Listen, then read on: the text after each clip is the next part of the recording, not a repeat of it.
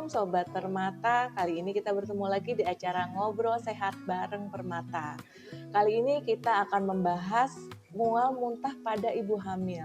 Seperti yang kita ketahui, kehamilan merupakan salah satu hal yang dinantikan oleh setiap pasangan yang sudah berumah tangga.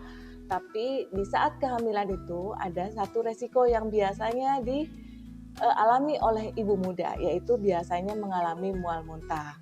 Untuk lebih jelasnya, mari kita minta info lebih lanjut kepada salah satu dokter Opcin yang ada di Rumah Sakit Permata Gunung Putri. Beliau adalah Dr. Muhammad Syarif Hidayatullah SPOG. Halo dokter, Ya, halo Ibu. Assalamualaikum. Waalaikumsalam warahmatullahi Ya, wabarakatuh. dokter, kali ini kita akan ngobrol sehat ya bareng Sobat Permata. Mungkin di sini kita akan membahas masalah mual muntah pada ibu hamil. Ya. Apa sih dok penyebabnya dok? Oke, baik Bu Dewi, terima kasih. Halo Ibu, perkenalkan saya Dr. Syarif. Untuk penyebab dari mual muntah pada kehamilan itu ada beberapa faktor. Namun yang paling sering diakibatkan oleh peningkatan dari hormon kehamilan itu sendiri yang mengakibatkan terjadinya perlambatan gerakan dari lambung dan usus-usus yang ada di dalam perut seorang ibu, dan juga peningkatan hormon tersebut mengakibatkan terjadinya perangsangan pada pusat muntah di otak seorang ibu, sehingga kombinasi dari hal-hal tersebut mengakibatkan terjadinya mual muntah pada kehamilan. Begitu Ibu. Oh begitu. Itu biasanya dialami pada usia kehamilan berapa dok? Oke, baik. Untuk mual muntah pada kehamilan biasanya dialami dan dirasakan oleh seorang ibu terutama pada usia di atas usia kehamilan 6 minggu dan memuncak pada usia kehamilan 12 minggu, dan seharusnya mengalami penurunan gejala di bawah usia kehamilan 20 minggu. Begitu Ibu. Begitu, ya. Iya. Biasanya itu kan ibu-ibu hamil yang sudah mengalami kedaruratan bisa ke rumah sakit Ya, ya. betul. Nah untuk penanganan di rumah sendiri itu biasanya bagaimana dok untuk mengatasi sebelum pergi ke rumah sakit dengan gejala tersebut? Oke, baik. Jadi untuk penanganan pada kasus mual muntah dalam kehamilan atau hiperemesis gravidarum itu ada beberapa step. Yang perlu kita ketahui, untuk step pertama bisa dilakukan dengan pemberian multivitamin menjelang prenatal, menjelang konsepsi. Kemudian ada pemberian obat-obatan mual muntah ringan atau pemberian suplementasi berupa vitamin B6. Kemudian modifikasi porsi makanan. Jadi porsi makanan dibikin dalam porsi kecil namun sering. Kemudian intake cairan yang cukup. Jadi kapan sih sebenarnya Bu kita harus membawa seorang ibu hamil ke rumah sakit? Apabila kita temukan tanda-tanda dehidrasi. Baik itu terjadi tidak ada makanan yang bisa masuk, mual muntah berlebihan, kemudian terjadi penurunan berat badan. Nah, itu kan adalah tanda-tanda bahwa seorang ibu ini kompromis untuk intake oralnya. Sehingga apabila ada kondisi seperti itu jangan diremehkan, harus segera dibawa ke fasilitas pelayanan kesehatan, dalam hal ini bisa dibawa ke rumah sakit. Begitu kurang lebih. Begitu ya. Kan nggak semua orang mengalami ya dok ya mual muntah itu. Ada yang namanya juga hamil kebo ya, dia nggak sama sekali nggak nyium bau apa-apa gitu, sehingga enak aja dia dari mulai usia kehamilan trimester 1 sampai dengan trimester 3 itu nggak mengalami. Emang semua orang hamil itu mengalami hormon yang berbeda ya? Oke, jadi untuk faktor resiko seorang ibu dapat mengalami mual muntah dalam kehamilan itu di beberapa referensi ada beberapa faktor. Salah satunya misalnya ibu dengan riwayat mual muntah pada kehamilan sebelumnya. Kemudian ada yang bilang juga hamilan pertama, kemudian ada juga yang disebabkan oleh di beberapa buku dia bilangnya bahwa kehamilan dengan janin perempuan itu meningkatkan terjadinya kecenderungan untuk mual muntah, ataupun ibu dengan underlying kelainan dari saluran cerna itu sendiri. Kurang lebih seperti itu Ibu. Oke.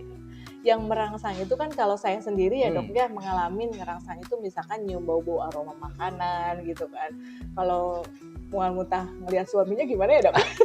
Kalau itu kan sebenarnya kembali ya Bu ya, itu subjektif sekali. Ya, betul. Kadang-kadang kan begitu ya dok ya? Ya, kurang lebih itu kan subjektif bagaimana ibu itu respon terhadap rangsangan yang ada. Iya, jadi kalau memang ada mual muntah tetap harus diusahakan ibu ada makan minum dengan porsi kecil namun sering, pastikan intake cairan cukup.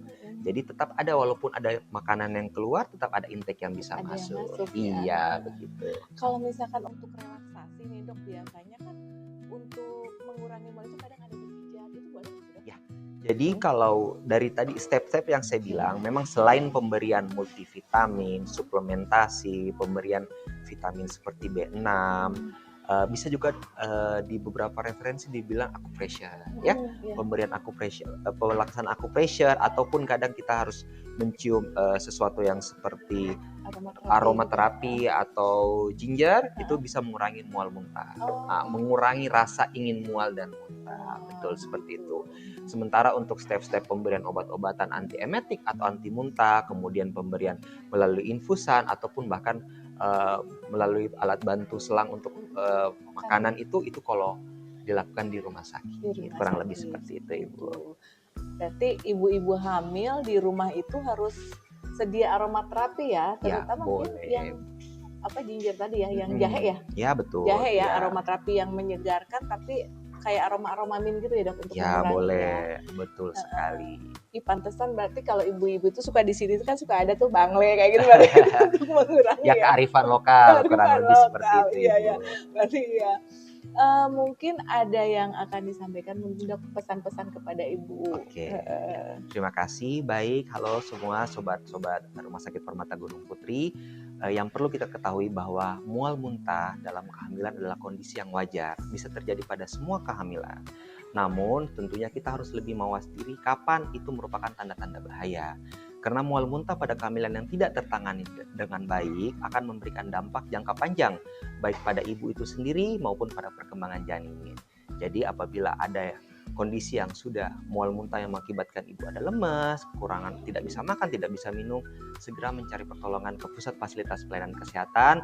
Dalam hal ini kami ada di Rumah Sakit Permata Gunung Putri. Begitu, Ibu Dewi. Baik, terima kasih dokter, sangat informatif sekali ya penjelasan dari Dokter Sarip ini, dari mulai penyebabnya apa sampai cara penanganannya seperti apa dan tanda-tanda kedaruratan juga kita tahu ya.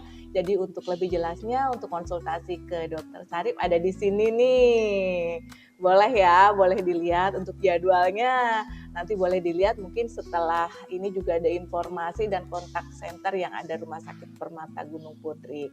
Mungkin ngobrol kali ini cukup sekian sampai sini ya, Dok ya. Baik. Untuk kedepannya kita akan mengulas dengan topik yang lain ya. Iya, betul. Baik ya, Dok. Ya. Oke, baik, terima kasih sobat semuanya.